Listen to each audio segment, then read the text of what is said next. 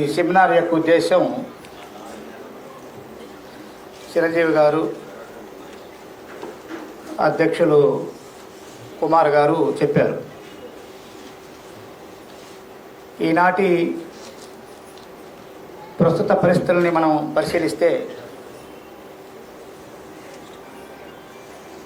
అందరూ ఏదైతే ఈ ప్రధానమైన రాజకీయ పార్టీలు ఉన్నాయో,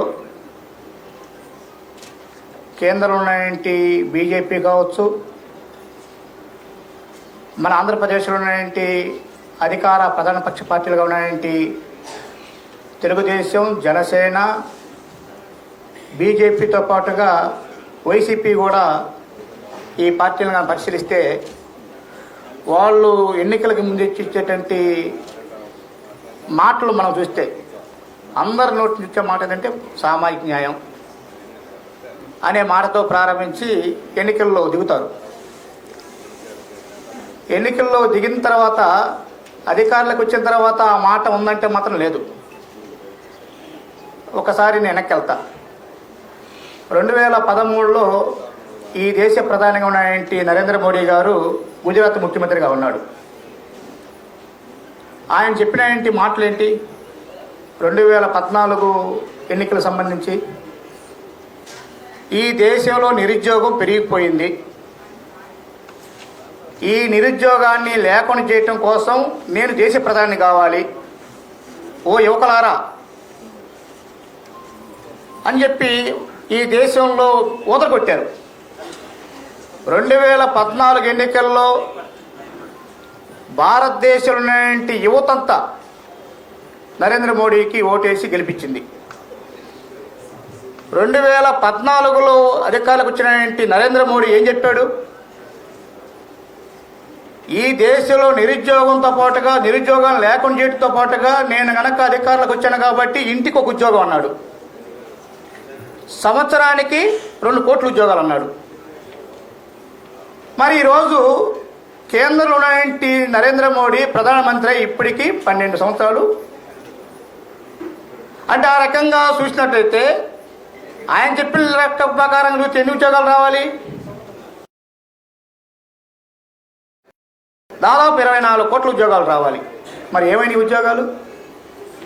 కానీ ఉద్యోగాలు ఎటుపోయినావు కానీ ఈ దేశంలో కీలకంగా ఉన్నటువంటి ప్రభుత్వ రంగ సంస్థలు ఏవైతే ఉన్నాయో ఈ ప్రభుత్వ రంగ సంస్థల మొత్తాన్ని కూడా కార్పొరేట్లకి కారు సౌకర్యం అమ్మేటట్టు ప్రయత్నం, ఒక రకంగా హోల్సేల్గా అమ్మేటట్టు ప్రయత్నం చేసినటువంటి గొప్ప మనిషి ఎవరున్నాయంటే నరేంద్ర మోడీ కదా. 2016-17 సంవత్సరంలో పార్లమెంట్ సమావేశం సందర్భంగా సిపిఎం పార్టీకి సంబంధించినటువంటి ఒక పార్లమెంట్ సభ్యుడు, వీసీకే సంబంధించిన పార్లమెంట్ సభ్యులు ఇద్దరు కూడా ప్రశ్న వేశారు పార్లమెంట్ని.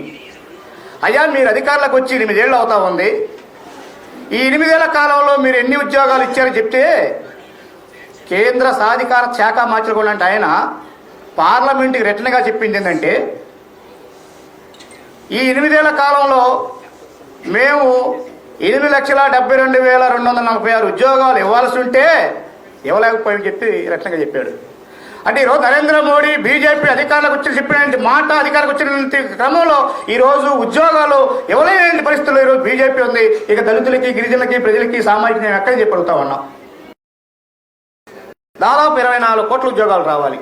మరి ఏమైనా ఉద్యోగాలు? కానీ ఉద్యోగాలు ఎటుపోయినావు కానీ ఈ దేశంలో కీలకంగా ఉన్నటువంటి ప్రభుత్వ రంగ సంస్థలు ఏవైతే ఉన్నాయో ఈ ప్రభుత్వ రంగ సంస్థల మొత్తాన్ని కూడా కార్పొరేట్లకి కారు సౌకర్యం అమ్మేటట్టు ప్రయత్నం, ఒక రకంగా హోల్సేల్గా అమ్మేటట్టు ప్రయత్నం చేసినటువంటి గొప్ప మనిషి ఎవరున్నాయంటే నరేంద్ర మోడీ కదా.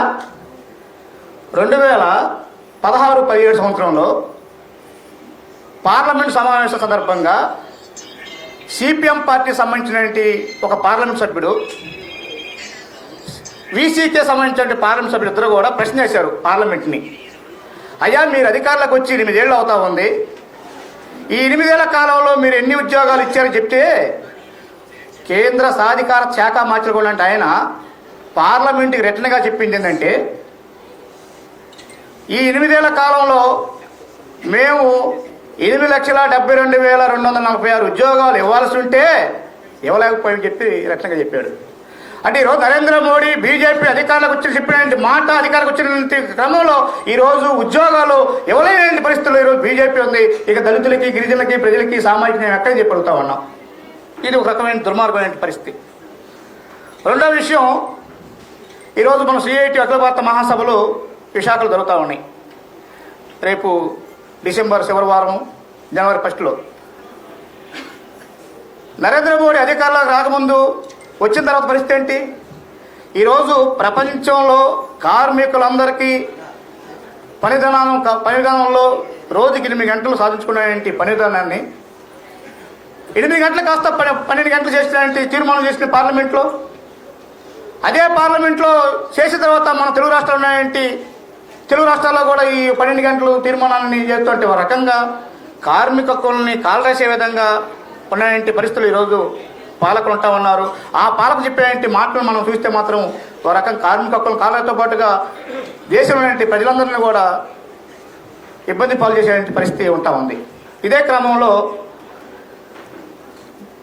ఈరోజు దేశంలో ఉన్న పరిస్థితి, మనం దళితులపై, గిరిజనులపై దుర్మార్గమైన దాడులు జరుగుతూ ఉన్నాయి, అత్యాచారాలు జరుగుతూ ఉన్నాయి, హత్యలు జరుగుతూ ఉన్నాయి.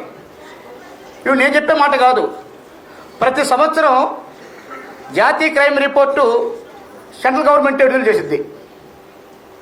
ఈరోజు ఆ ఇచ్చిన లెక్కలు పరిశీలిస్తే దాదాపు 24 కోట్ల ఉద్యోగాలు రావాలి. మరి ఏమైనా ఉద్యోగాలు? కానీ ఉద్యోగాలు ఎటుపోయినావు కానీ ఈ దేశంలో